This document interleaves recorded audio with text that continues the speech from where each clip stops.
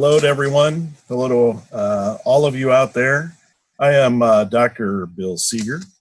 I'm director of our corporate education program at the College of Business and clinical professor of economics. And we are so pleased today to have a very special guest who also is coming to us from a high mountain, on the top of a high mountain in Norway, Dr. Knut Olsen. Welcome, Dr. Olsen. Thank you. I hope you're warm enough. So if you need to, light the fire so you're warm. We don't want you getting cold during the questioning. Yeah, I still can see some snow, but it's 30 degrees in the evening, so it's very nice sunset and beautiful evening. Okay. Well, I'm going to give a little background and then introduce you more formally. So welcome again to our guests. Our corporate education program at UT Arlington is a part of the College of Business, and we specialize in the best executive education programs and courses that we can provide. I'm the director of the program and have the full and complete backing of all our wonderful faculty at the College of Business. The goals of our program are threefold. The first is to have the best open programs possible to help the executives in our community continue their education, as well as tailor any particular programs that any particular corporation would like to have integrated into their HR program or integrated into their overall executive education. Secondly, we plain language business research, which is to say that we get the word out about the complex research our faculty is doing in the business school.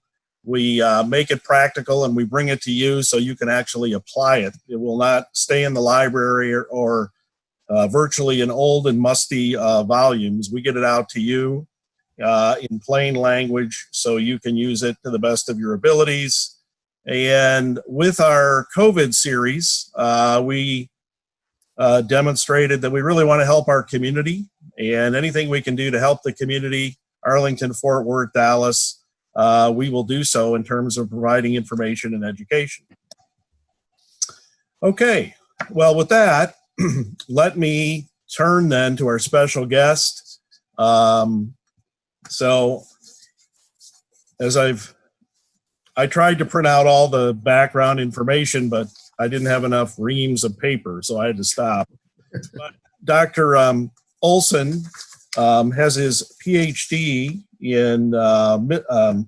from the University of Scotland, from the Mineral Petroleum Institute, and his specialty is in cross-border pipeline taxation, I'm sure. And beyond that, though, he is a global leader in the tax area, particularly tax risk management. That is his specialty. I wanted to read a few of his accolades. Global 100 has recognized him as a leader in tax consulting for 2020 in Norway. World Tax 2016 to 2020 has recognized his tax firm that he leads as a world-leading tax firm. Executive Global 219 recognized him as a leading tax firm. And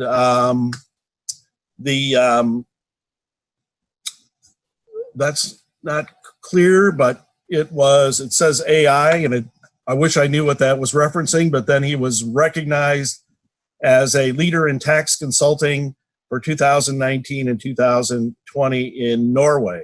So plenty of accolades. So we have come to the right source to hear all about tax risk management. So turning it over to you, Dr. Olsen. Welcome. Thank you again for coming to us from such a long distance. We're really looking forward to your remarks. Thank you.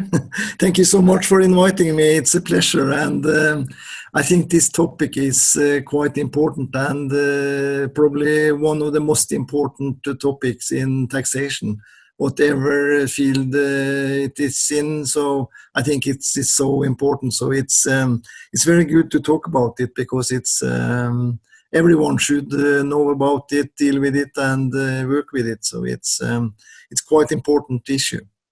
You know, we are hearing a lot about risk management, just in general. I mean, we've got the COVID crisis. So people are looking at going back and looking at all kinds of different risk models in all kinds of different areas. So we throw the term around, risk and risk management, but to get us warmed up here, just exactly what is, tax risk management and what does it involve? Well, tax risk management, it is quite a new concept in taxation, and I started with working with tax risk management in 2008, and I didn't find any readings, I didn't find much articles, no books. When I talked about it on conference, on work, at board meeting, nobody had a clue, and so didn't I when I started. So, but I was employed as head of global tax in a large coating company in Norway, and this was probably one of the three biggest company in the world. And after 2 weeks working as head of tax and the first head of tax in the company, I was asked by the board to give a presentation on the worldwide tax risk. I didn't have a clue, and after just 2 weeks as head of global tax, this was a quite big challenge, but I managed to do a presentation, and I found it very interesting. But the concept is actually to identify different tax risks in the different tax fields, like transfer pricing risk, like tax planning risk, VAT risk, cross-border risks, etc. And it is important to identify all the risk and then analyze the risk, and then give priority to risk in order to mitigate risk. And if you know about the tax risk management in a large corporation, you can do a great deal, and you can save lots of taxation. You can reduce uncertainties. You can mitigate any surprises, because the board and investors, they don't want surprises, not negative tax surprises. And it is also a legal requirement in most countries that the board need to focus on tax risk management, and it's a legal requirement that top management is actually dealing with it. And I think it was perhaps in 2007 or something, the tax authorities in Australia, they wrote a letter to all board members and asking them to put down the 10 highest risk, and they got a few questions for them, and I think the board was quite surprised, and they were not prepared for it. And this was an early start on tax risk management. So tax risk management is actually how you can mitigate risk in the end, how you can reduce it, how you can avoid it if possible. And it is different approaches to deal with this different tax risk. If you start to go more deeply in it, you will see tax risk all over the place, in branches, in foreign subsidiaries. You will see it in tax planning. You will see it among employees. You will see tax risk at the tax office, the tax government. And you will see the tax risk all over the place. And when you start to look into it, you will see that and recognize that companies got lots of tax risk. And they have to deal with it, because if they don't deal with it, it might be adjustment. It might be adjustment for up to 10 years. It might be penalties for up to 10 years. And if you got risk in one country, you might have the same risk in all countries you are operating from.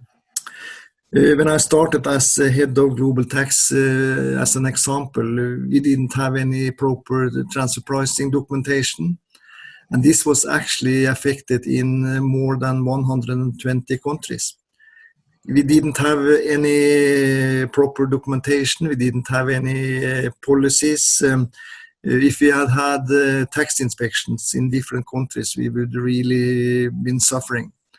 We didn't have more or less nothing. It was everything was empty, and nobody thought about it. So the risk was quite high. It was extremely high because we didn't have documentation in any countries. And if they had started to cooperate, if the tax authorities had started to cooperate across the border, we could have really bad tax transfer pricing adjustment and cross-border issues.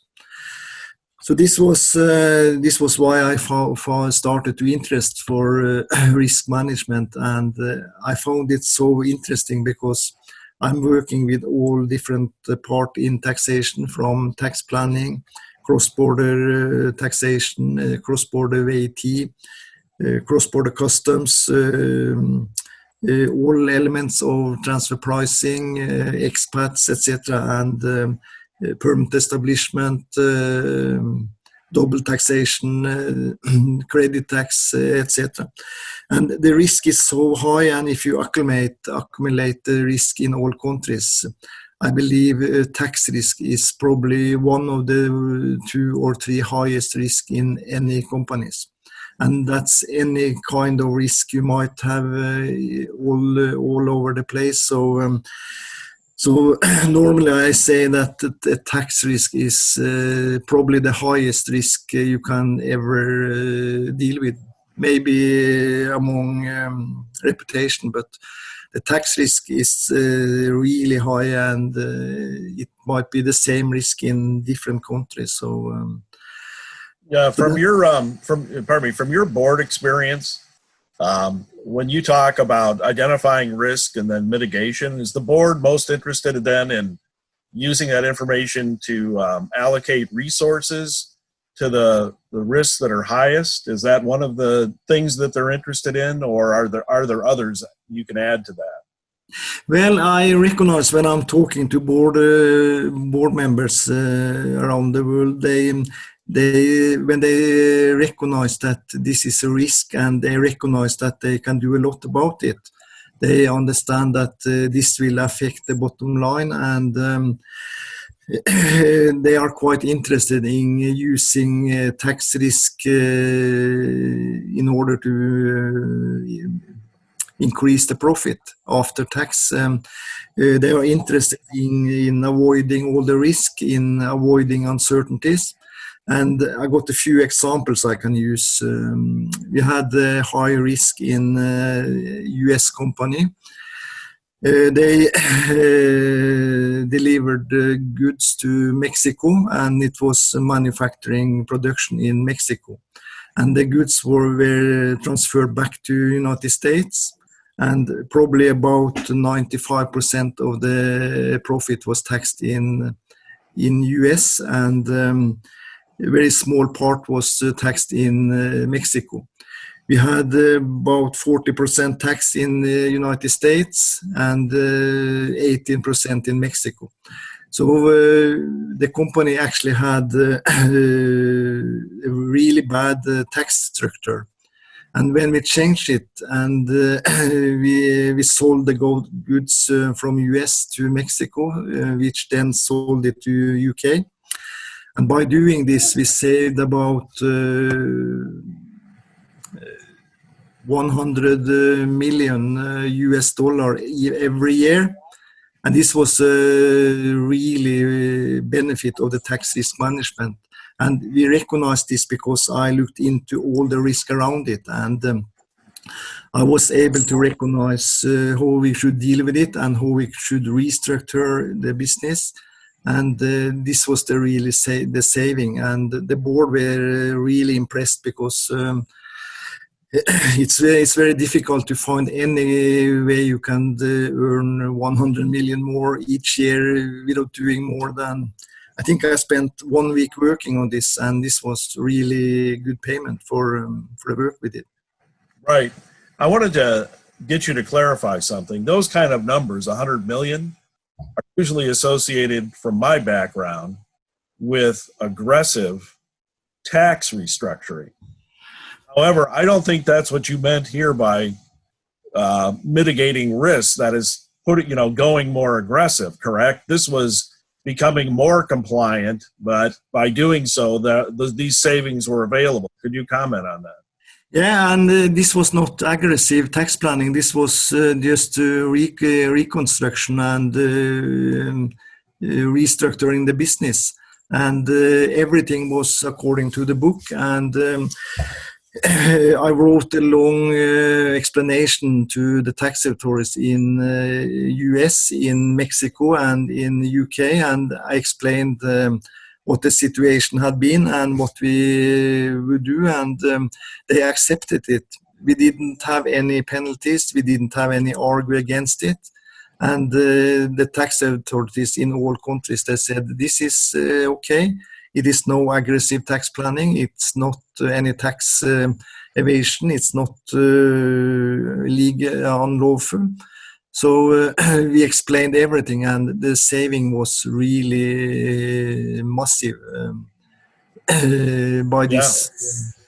So it seems to me, for our audience, one of the morals of this story is that before you go look for, I'll call, fancy tax restructuring, maybe you should look at what you have in existence already and how you might be able to mitigate risk and come up with savings that rival any kind of aggressive tax position. That's a lot of money, 100 million. Yeah, and this was only one part of the savings we did, because we did similar in, for example, Australia, and we had loss utilization.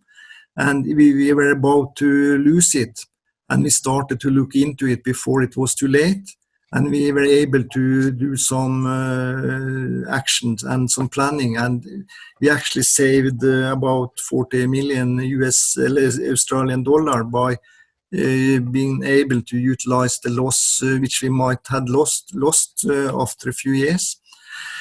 And we also had the same in Spain. We had a company that did manufacturing production for the group, and they had loss for 15 years. And we were about to close down the company, but before we closed it, we sold the properties to another company in the group. And by doing this, we had a huge profit, which we could utilize loss against. And by doing these transactions, which was lawfully, everything were accepted by the tax office, because we explained what we have done, why, and the reason for it. And I think the saving was 30 million euro by doing these transactions. And this was the way we were dealing with every single company in the group, every subsidiaries, permanent establishment. And so we looked into different countries, we looked into different transactions, we looked into different structures, and we were able to make huge saving in more or less every country. And everything was acceptable, and we didn't have any aggressive tax planning because the board didn't want it. So everything was by the book, but it was thinking cross-border. It was not thinking only on US, only on Mexico, but we were able to look into the whole aspect of any transactions. And that's why we made lots of profit by doing this risk management approach. Now, I know that you have brought some slides, so if you would like to, you could share your screen. And now that you've warmed us up with those examples, you've got some more. And I wanted to tell everyone that you'll be copied on these slides from Dr. Olsen. And I think his contact information is on the slides. Yeah. If you want to send him an email after this, I think you'll be able to, but go ahead and share your screen. Yeah, you can see it. No, not yet. Okay, I can see it. But I think I need Michael to do something because, or perhaps show it because I am sharing the screen, but nothing. Okay, stand by, Dr. Olsen. I'm gonna pull it up for you. Give me 1 second here. Excellent. Sure.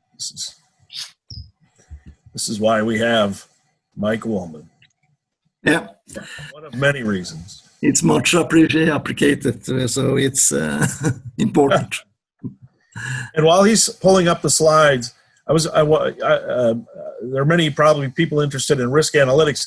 Do you use high-powered calculus and all kinds of statistics, or maybe you could talk about that in terms of these slides as well. I just wonder about tools, Professor Olsen.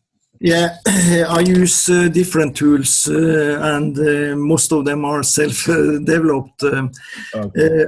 I can use normal risk assessment approach. I can use the same approach which you use on all kind of risk management, because the concept of risk assessment is the same either if you are working with health and safety risk or tax risk. So you can use the ordinary normal risk assessment system. You can use balance scorecard in order to find the different risk, give priority to it. I made a risk matrix when I did all this for the big companies, and I put a lot of different elements into the risk matrix, like how much is the penalties in different countries.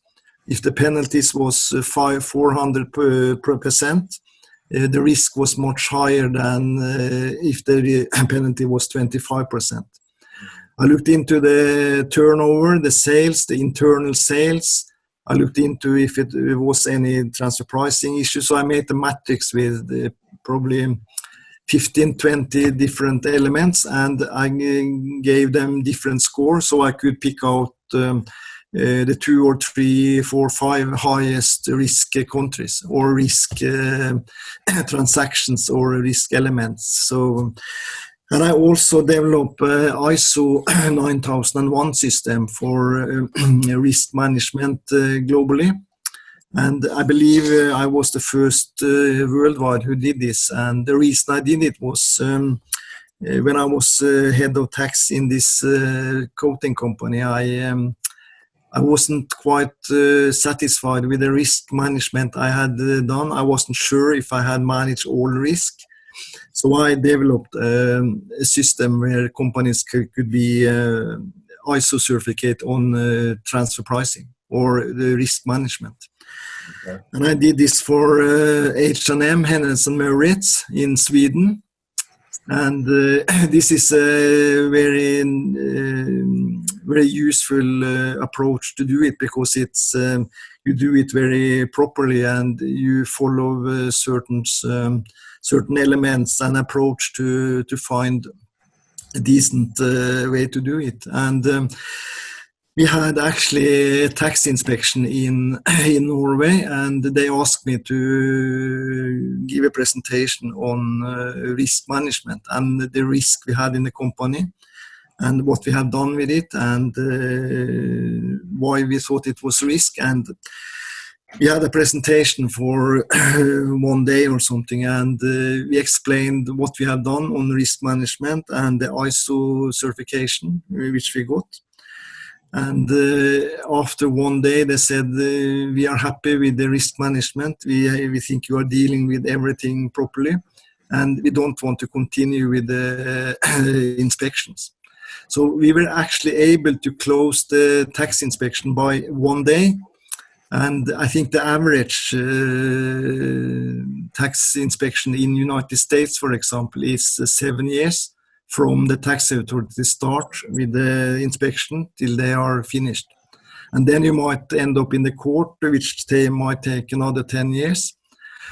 So by doing this risk management and explaining what we have done, what was the risk, how would we deal with it, the tax authorities for large corporations in Norway said, this is actually best practice.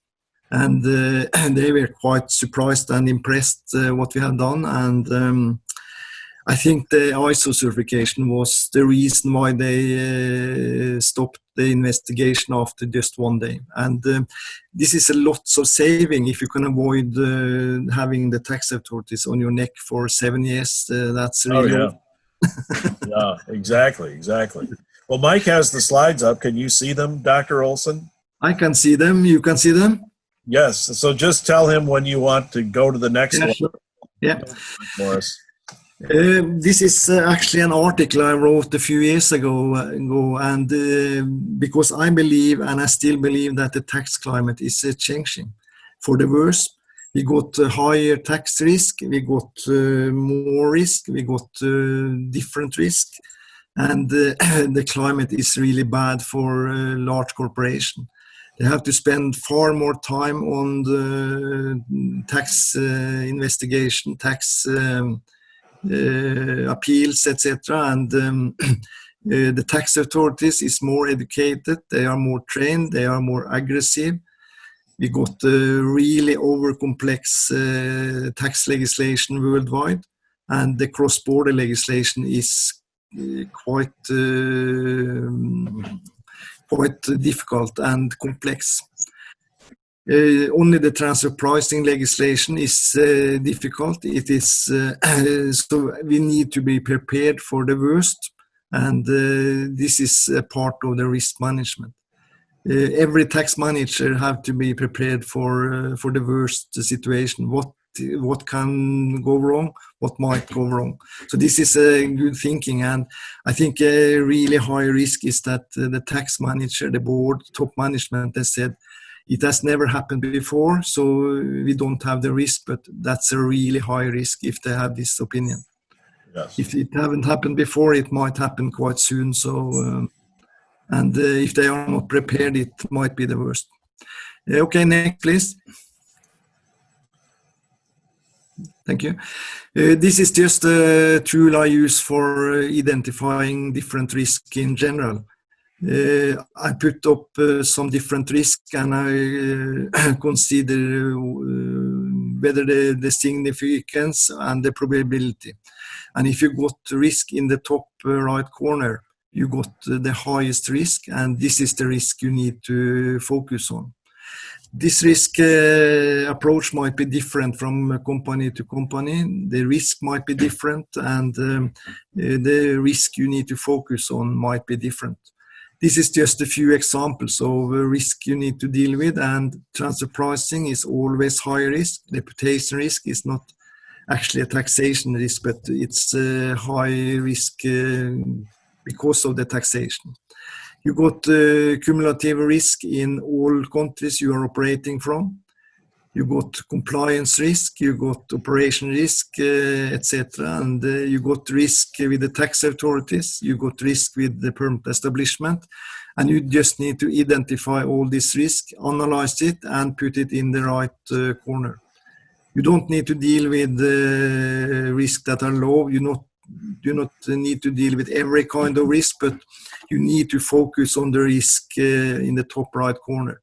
Maybe you need to focus on 3 or 4 or 5 risks, and you need to mitigate this risk in order to avoid uncertainties and penalties, adjustment, etc.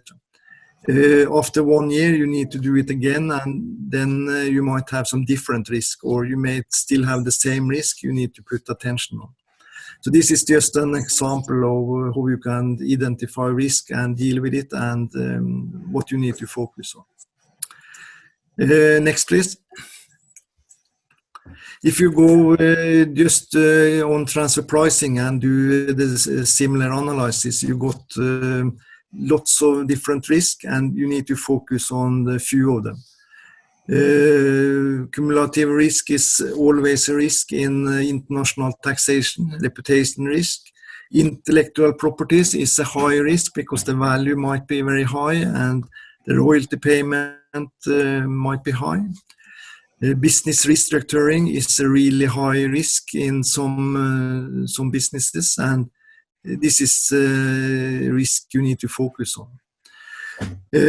Two different companies might have two different risk approaches and totally different risk, but you need to find the risk in your company and in your organization, because this might be quite different from another company. So you can't use this as a fixed mail, it's a fixed approach, because you need to look into each company.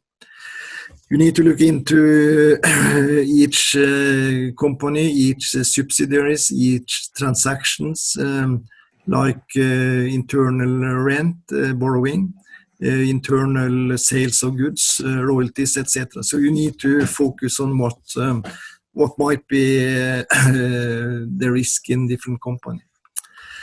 The overheads, the cake is not big enough, is a risk, because every tax authority, they want to take as much as possible, and this is a risk.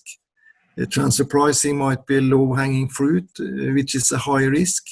So you will find lots of risk if you continue like this. The next approach might be the tax planning risk, VAT risk, and risk in UK, risk in United States, etc. So you need to focus on different approaches in order to find the most important risk you need to deal with. And it's not necessary to deal with every single risk, but you need to focus on 3 to 5, perhaps the highest risk, where the consequences is really high, is the way you need to focus on. Okay, great. Okay, next, please. I believe you might are aware of the Glaxo settlement. This is a few years old, but I think this is a really good practical example of risk management, risk assessment, because at the time being, it was the largest transfer pricing dispute settlement in the world. And the GlaxoSmithKline, they had to pay 3.4 billion in tax. And they had also to abandon a claim for a fund on 1.8 billion.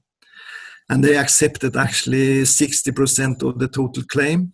And this was a really strong warning from the tax authorities that we got resources to fight against you. We got educated people, we got different resources, we can be on your neck for a long time. So this was actually a quite strong warning, and this Glaxo settlement, this could be avoided. This was really painful for the company, and they might have been bankrupt with such big adjustment. And if the company had done proper risk management, they had analyzed the risk, they had mitigated the risk, they evaluated the risk, they wouldn't have this settlement. If you do the tax risk management, you might be able to avoid it. And if you do the tax risk management, you will probably avoid any penalties, but you might not avoid any adjustment. But I think it could be avoided by doing a proper tax risk management and putting in place in advance what they had to do. Okay, next, please.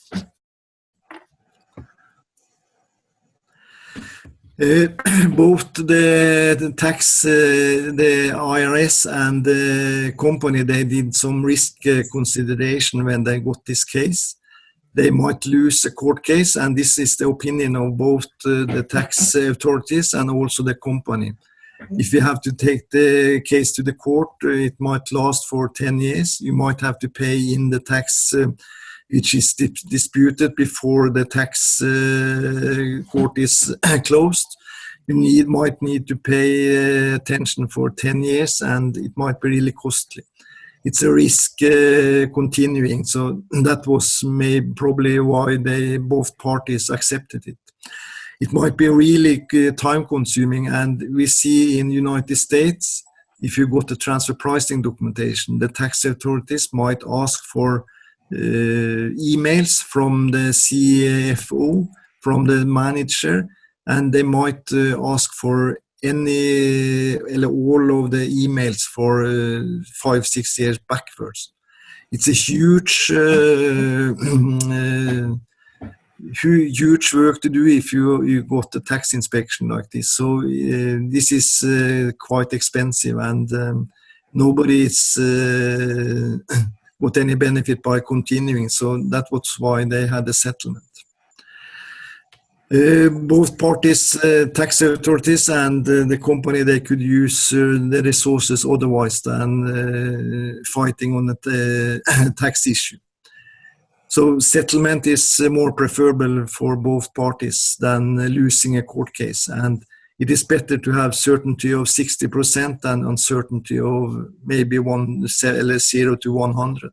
It is uncertainty. You might lose the case totally. You might have legal expenses. You might have more adjustment, and it might be more expensive. So this is the reason why they actually accepted it. Okay, next please. So Dr. Olsen, that was 60% of the proposed adjustment, right? So the actual adjustment by the IRS was much higher than the 3. Yeah, it was, yeah.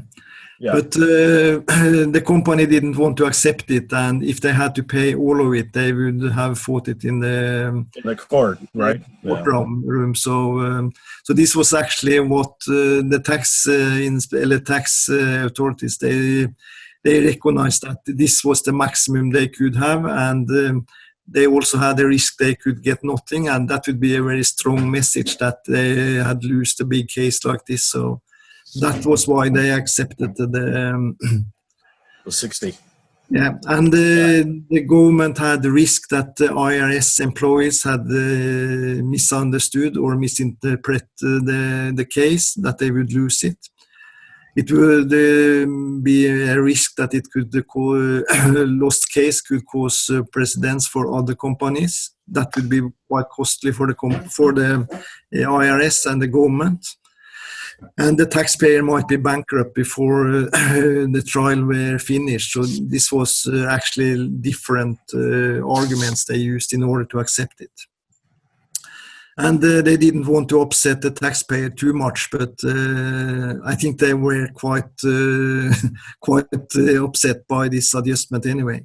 Yeah. It would be also a really bad reputation for IRS if they had spent taken this case for court for 10 years and then lose the case. So, yeah. And it was also a big media event from IRS point of view. So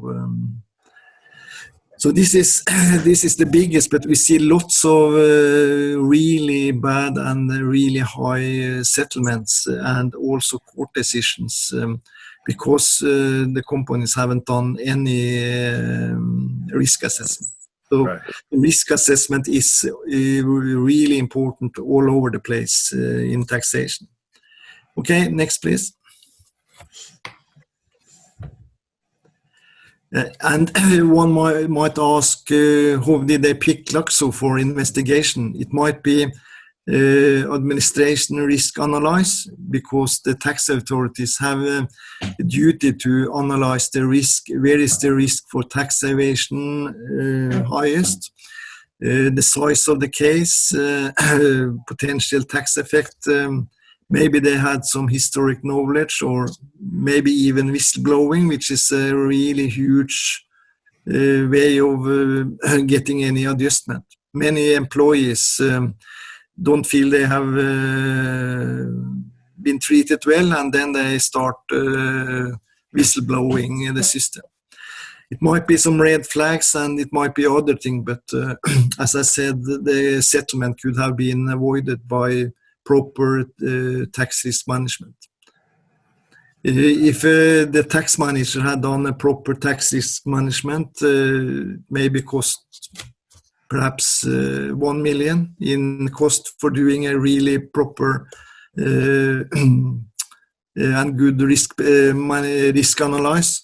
This would be peanuts for what they will actually have to pay. So I believe the whole case could be avoided from Glaxo.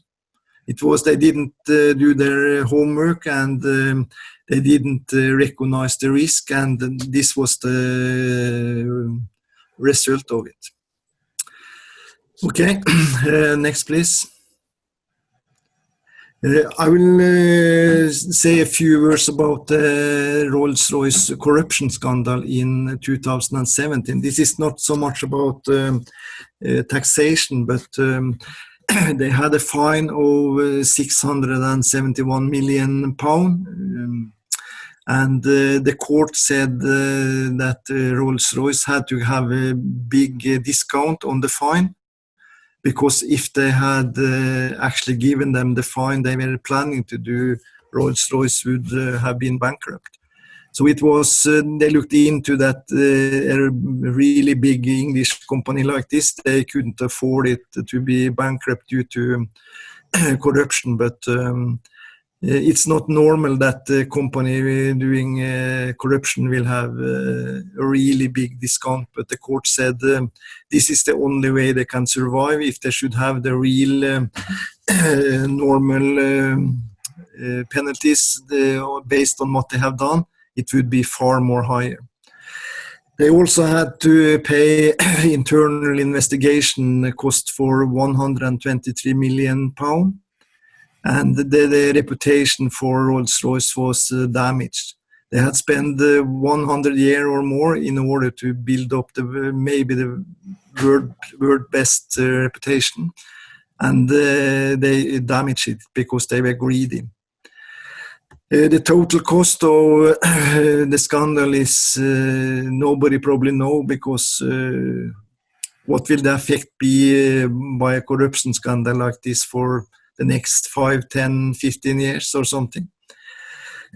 Top management was sacked, and they had a really bad media focus on it. And some media said Rolls-Royce is going from the really best British jewel to a scandal company. And this damaged the company so much. And if you see the cost of this, it is extremely high, and I believe this corruption scandal also could have been avoided.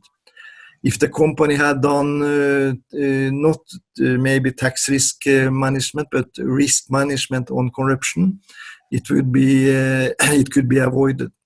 I believe that if they had paid one advisor to do a proper anti-corruption risk management, and if they had paid 1 million pound, they would have a really good documentation and risk assessment. Instead of using 1 million pound on proper corruption, anti-corruption documentation, procedures, policies, etc., they ignored it, and they were fined for it.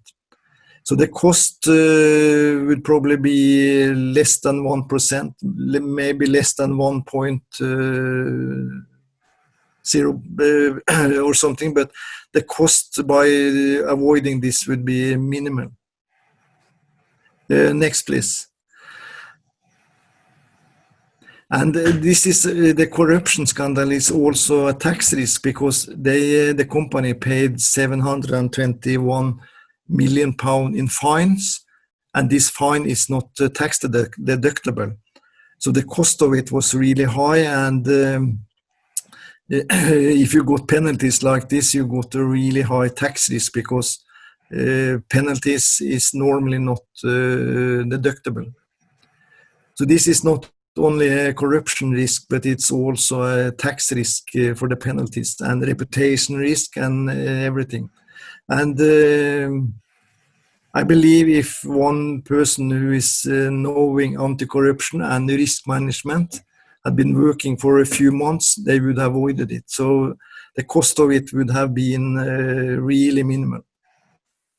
I am confident that I would have been able to mitigate this risk and avoid it if the company had been interested in and paying a really small fee for a job like this. But they didn't look into the risk. They didn't have any risk management properly.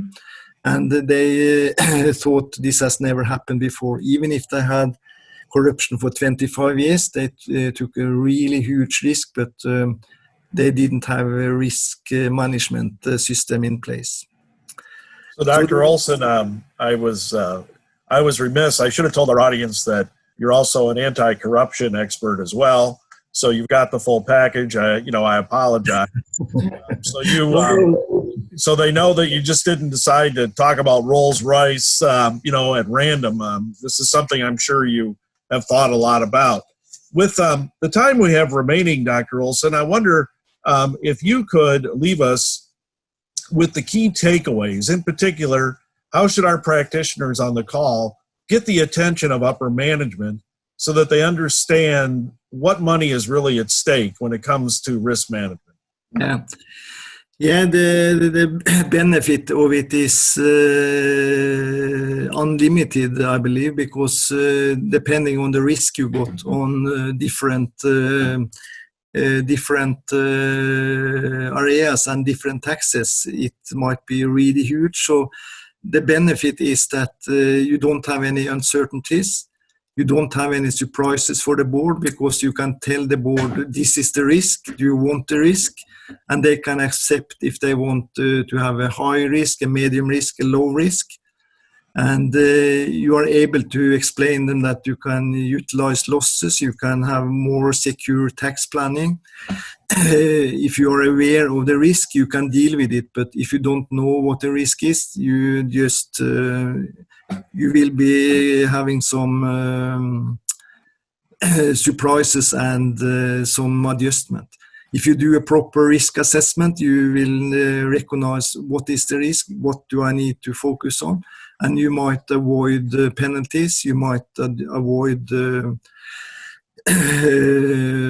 adjustment for several years, you might avoid cross-border issues, you might avoid time-consuming disputes with the authorities and even a court case. You might save a huge amount of money in administration and a dispute with the tax authorities. If you start to look into a tax inspection lasting for 5, 6, 7 years, that will be really costly for the company. So the benefit is actually it's a direct effect on the bottom line, but it's also make that the companies and the board and the top management is compliance, because this is a legal requirement and they can't avoid it, they cannot ignore it. So by doing a proper risk management, the company is also compliance and following the legal requirement for boards, for top management. And also, if you have a proper risk management, for example, based on ISO 9001, both the court, the tax administration, and even the economic criminal enforcement, they say if you have done this, you don't have any penalties. Yeah. We will probably not, you will not be jailed. And the benefits by doing a proper risk management is really huge, and it is really showing on the bottom line. And it also mitigates risk for the board members if they are compliant. It mitigates risk for top management, and it will definitely give the company higher profit lawfully.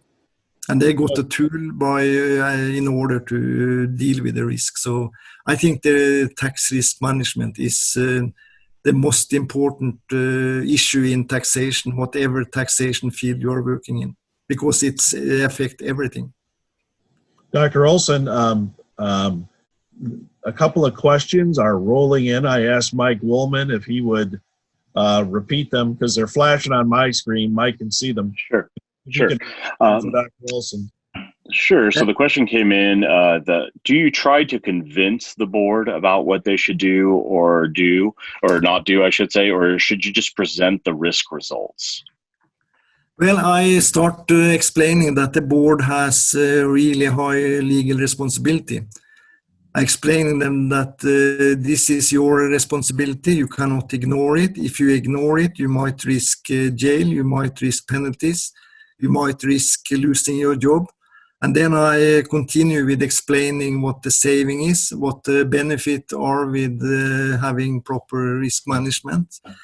And after a presentation on half an hour, 1 hour, most board members, they recognize their responsibilities, they recognize the benefit of it, and they recognize that they really have to deal with it. They recognize that they can't ignore it, and it's easy to convince the board member that they need to focus on risk management. Otherwise, they will have investors on their neck, they will have tax inspectors on their neck, they might have the bank or other interested parties on their neck. So the benefits are really high, and it's really visible what the benefits are.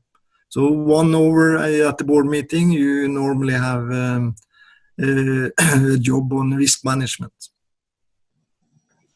So I guess a follow-up to that was, what ethical concerns are you concerned with when you do this analysis?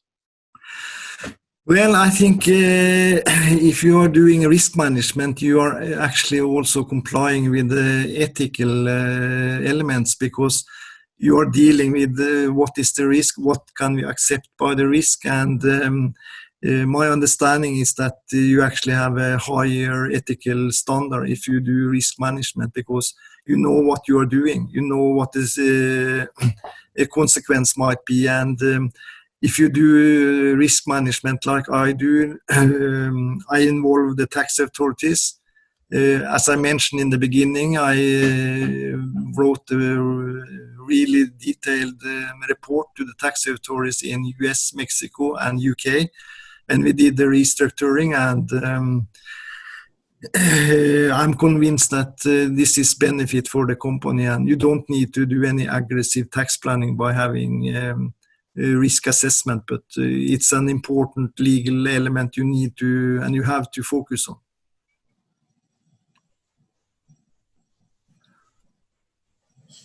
Yeah, so this is a win-win for all parties. The consultant, obviously, the tax authority, as well as the client. But I wanted to emphasize once again that what the outcome here was because of better compliance, not aggressive tax planning. And another thing I wanted to emphasize was your openness in this process to go directly to tax authorities and get their input, correct? I mean, they were part of the process. Yeah, that's important. And I was really thoroughly, when I did the preparation, I looked into the US-Mexico trade agreement, and I found the weaknesses in the trade agreement, and we were very openly about all transactions we did, and we explained it, why we are doing it, the savings, etc. And this was not any aggressive tax planning at all. So I think this is also a part of the tax risk management, that you might involve the tax authorities, but I don't do it always. But in really big cases like this, I think it was important, and we avoided penalties, we avoided any disputes, and we had acceptance in advance, not in a court case after a few years or something. We have another question. Go ahead, Mike. Let me go back to your presentation. The question that came in is, do you sell your stock in the companies that you analyze the risk? I mean, if you have lots of stock in Rolls-Royce, for instance, do you see yourself as having a conflict of interest? No, I don't buy shares, only properties. But I wouldn't go into Rolls-Royce if I had any shares there and in the company. And I haven't been advised Rolls-Royce, but I see me with my background and my understanding of risk management. And this is not only corruption risk or tax risk, but I see with the proper risk management system, people are able to really mitigate the risk, and the cost of it is really small. So, but I wouldn't go into a company and advise them if I had shares there. I would sell the shares or say no thanks to the job. But very good, very good. Well, Dr. Olsen, we have just a couple minutes left, so I want to thank you very much for for all your insights, all your remarks, all your examples. You really gave us a great sense of what tax risk management is about. And right now, Dr. Olsen, this part of the broadcast is a bit of a favorite for some of our audience. Mike Woolman appears again and tells us what's coming up in the future. Yeah, sure. Yes, thank you for listening, and I think this is a really important and exciting topic, and if you start looking into it, you might start reading it when you go to bed, so it's might be insane like me. Well, I'll make sure that if you write a book, I'll have it by my bedstand. Yeah, that's good. Well, Dr. Olsen, I just want to echo, obviously, what Dr. Seeger just said. We cannot thank you enough, especially coming to us all the way from Norway today to present this information. I tried to keep up without having an accounting background. I will say I find it quite interesting, and anytime I think a company could save $100 million, I think it's quite interesting and valuable information to know about. So, as Dr. Seeger mentioned, we're really excited about the upcoming series. Today's series, last week's series, or webinars, I should say. And next week we will be joined, or actually, excuse me, not next week, July 15th, we'll be joined by Dr. Bruno da Silva, assistant professor from University of Amsterdam, speaking on BEPS and the digital economy, impacts on nexus transfer pricing and tax treaties. And as you can see, we even have actually a couple of our guest speakers joining us today, listening to Dr. Olsen. So that's great.